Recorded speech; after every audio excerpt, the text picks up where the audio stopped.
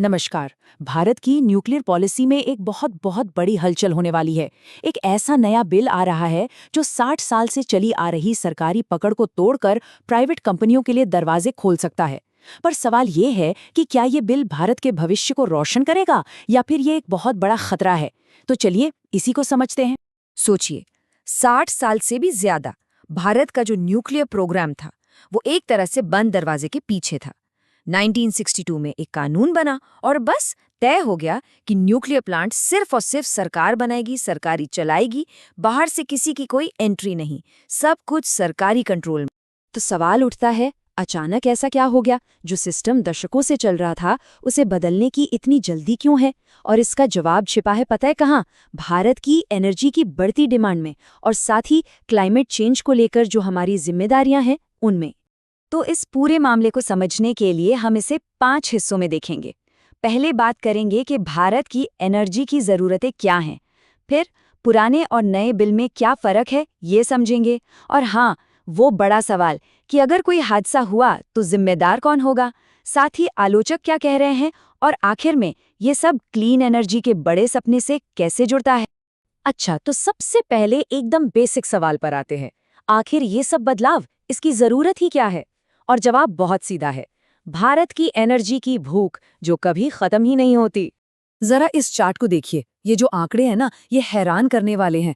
आज की तारीख में भी हमारी 70% बिजली, सोचिए 70% कोयले से आती है। अब हमने 2070 तक नेट जीरो का एक बहुत बड़ा टारगेट तो सेट कर लिया है, लेकिन कोयले पर इतनी ज्यादा डिपेंडेंसी के साथ ये मुमकिन कैसे होगा? बिल्कुल नहीं हो सकता। और बस यहीं पर न्यूक्लियर एनर्जी एक क्लीन और दमदार ऑप्शन बनकर सामने आती है। और बस इसी जरूरत को पूरा करने के लिए सामने आया है ये शांति बिल। देखिए, ये सिर्फ कोई छोटा मोटा कानूनी बदलाव नहीं है। नहीं, ये तो न्यूक्लियर एनर्जी को लेकर भारत की पूरी सोच को बदलने वाली बात है। तो चलिए देखते हैं कि पुराने और नए सिस्टम में आखिर फर्क क्या है। यहाँ देखिए, तस्वीर एकदम साफ हो जाती है। एक तरफ है 1962 का पुराना सिस्टम, मतलब सब कुछ सरकार के हाथ में, सरकारी मोनोपोली, और दूसरी तरफ है ये नया शांति बिल जो प्राइवेट और विदेशी कंपनियों के लिए दरवाजे खोल रहा है। लेकिन सबसे बड़ा गेम चेंजर शायद ये है कि एक इंडिपेंडेंट रेगुलेटर होगा जो सरकारी कंट्रोल से बाहर रहकर काम करेगा। तो मतलब साफ है, सबसे बड़ी बात यही है कि ये बिल न्यूक्लियर सेक्टर से सरकार का एकाधिकार, उसकी मोनोपोली खत्म कर रहा है। और ये कोई छोटा मोटा बदलाव नहीं है, ये एक हिस्टोरिक शिफ्ट है जो इंडिया के न्यूक्लियर प्रोग्राम का पूरा नक्शा ही बदल सकता है।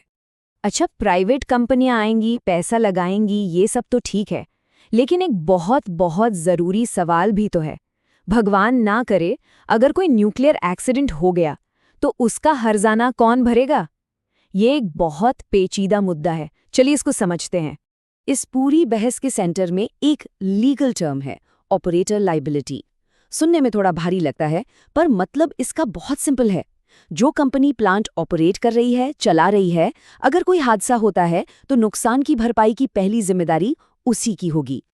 और हमारा जो मौजूदा कानून है वो कहता है कि किसी भी न्यूक्लियर एक्सीडेंट की हालत में ऑपरेटर की जो मैक्सिमम लायबिलिटी होगी वो होगी 1500 करोड़ रुपए। और मजे की बात यह है कि नया शांति बिल भी इसी लिमिट को जस का तस रख रहा है। और बस यहीं से सारा विवाद शुरू होता है। जो लोग इस बिल की आलोचना कर रहे हैं उनका साफ कहना है कि ये 1500 करोड़ रुपए की रकम तो एक मजाक है। वो चेर्नोबिल और फुकुशिमा जैसे बड़े हादसों की याद दिलाते हैं, जहां नुकसान का बिल इस रकम से हजारों गुना ज्यादा था।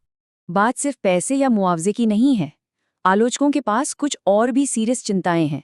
और ये चिंताएं सीधी सीधी सेफ्टी, ट्रांसपेरेंसी यानी पारदर्शिता, और जो लोग इन प्लांट्स में काम करेंगे उन मजदूरों के अधिकारों से जुड़ी हैं।